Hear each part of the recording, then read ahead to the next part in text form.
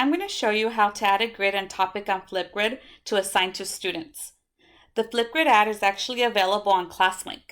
To add it, you can go ahead and log in to ClassLink, click on the plus sign, type in FlipGrid in the search engine, and you're going to click on FlipGrid Admin. It will appear at the bottom. You're going to click on Add. Once it's been added, you can exit out of this window. You can close this window, and it will appear as a tile in your ClassLink home screen page. Now you're ready to go into FlipGrid. When you click on the tile, you may be asked to create an account if it's your first time. I do recommend signing in using Google, your Paramount Google account. But since I already have an account, I was automatically logged in. Once in, the first thing that you have to do is create a grid. What you can do is you're going to click on New Grid. You're going to select a grid community type, which in our case, it will probably be a school email domain. You're going to title your grid. It will give you a flip code. I recommend leaving it the same, and we'll be using this later with your students.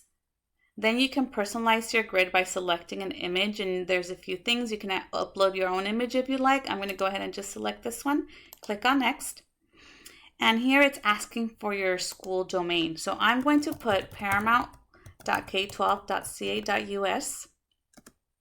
And I'm also going to add pusdschools.net, which is what students use. Once you have those typed in, you're going to click on Launch My Grid. And it gives you an option to go back and customize your grid if you want to make any changes to what we previously did. But I'm going to click on All Set. And this is your grid. Now within the grid, you have to create topics, and this is where students will add their videos. So let's go ahead and do that. I'm going to click on New Topic. You are required to give it a title. So I'm going to title it Goals. If you have a tip that you would like to add, you can put that here. For video response time, I do recommend going to the highest available time, which is 5 minutes, which is more than enough time. I haven't run into a student that needs more time than that. Then we have the topic display date, which is the day that you created it. Then here you can add a question or a topic for your students. I'm just going to type in, what are your goals for this school year?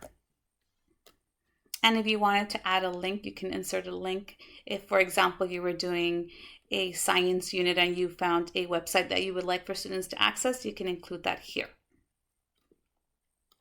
Then we go into privacy settings. This is a video moderation that if you want to enable this, it wouldn't allow students to view videos, or the videos won't be uploaded until you have checked them. So that's up to you if you want to use that.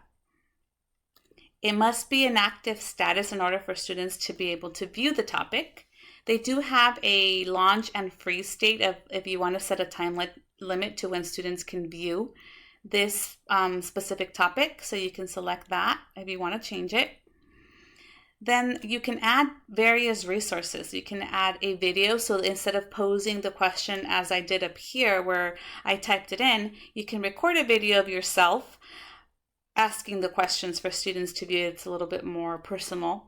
You can upload a video from a few places, one that you have saved in your computer or from YouTube as a source, also an image, and then there's a couple other things you can do as resources. If you want to attach something, you can attach from various places. So if you would like students to be able to use a document in order to get their information, you can put that here. And this is the fun part. This is where students can include stickers and drawings for their selfie that they will be taking at the end of their video. If you want to allow video reaction, so this is kind of like in social media, if you want to like a video that someone replies, you can enable that. And as you can see, all of these are set to be on. So if you wanted to turn off video reactions, you can click on the left side and it will just turn it off. This is also telling you how many times the video has been viewed. If you want to allow students to reply to each other via video, and if you want students to give their video a title, I usually turn that feature off. The last part here is feedback. You can either provide basic feedback, which is just on the performance or ideas, or you can actually create custom feedback and create a rubric where you add your own criteria. So once you have set all of your different features and you are ready, you're going to click on Create Topic, which is at the bottom.